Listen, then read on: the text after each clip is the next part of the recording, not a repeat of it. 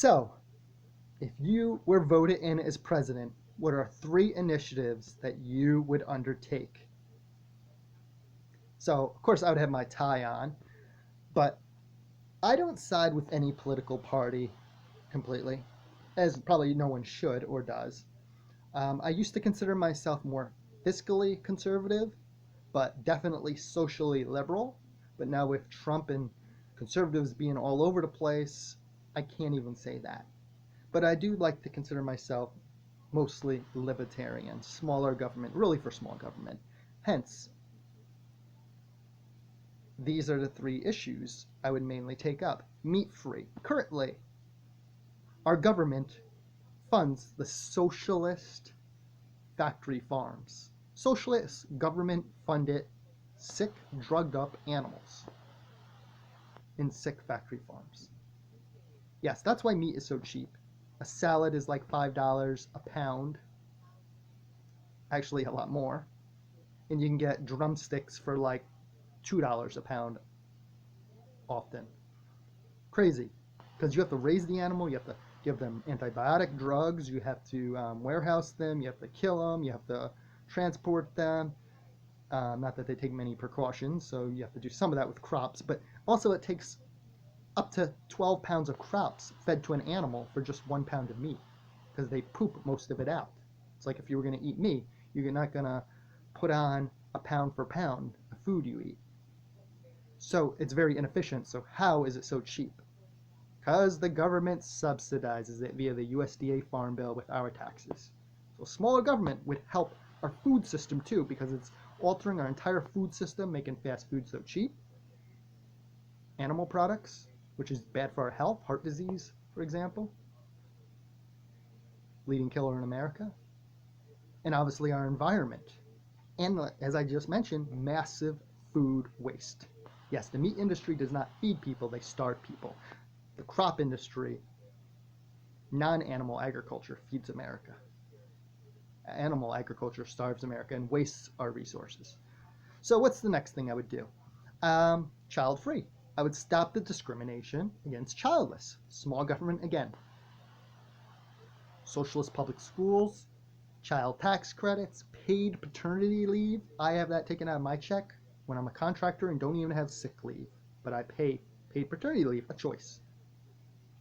So childless are discriminated over $350,000 over our lifetimes, depending on the value of your house too. I have a house in Texas and New York City with my wife.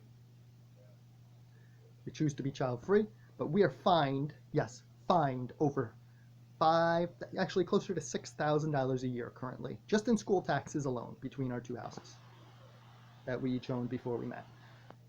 $6,000 stolen a year. Then you add $2,000 per kid. The average person has 2 kids. That's $10,000 per year stolen. And this is after taxes, so that $6,000 after the income taxes is more like $8,000. So it's $12,000 with child tax credits. We're not going to use the socialist schools. So it's $12,000 with the child tax credits, paid paternity leave, and then there's so many other benefits like family health care plans. Me and my wife, I went on her health care plan. I had to come off because family plans are the same for 2 people or 10 people. So gays and childless people, as me and my wife, are funding them in that way too. Well over $350,000 stolen from childless over our lifetime. When I don't even have health care, but I can pay for your socialist schools. Yes, I don't have health care anymore because of that discrimination financially. But that's socialism. So, in addition to child free, I would like to say that the human overpopulation crisis is one of the biggest issues facing the world and all species. We're not the only species. The human overpopulation crisis. Look up an Earth flock with data on that. Very scary stuff. Overfishing, sick fish farms, now like factory farms of billions of force-bred animals. We have endangered species, wildlife cut in half over the last 100 years, deforestation, pollution, landfills, smog-filled highways, traffic jams and stuff. All of time to 1800 to reach 1 billion people. 250 years later, going to be near 10 billion people. All of time to 1800, in 250 years, we've multiplied by 10. We can't endlessly grow. So anyways, I'd make birth control free for all. Saves taxpayers tons of money,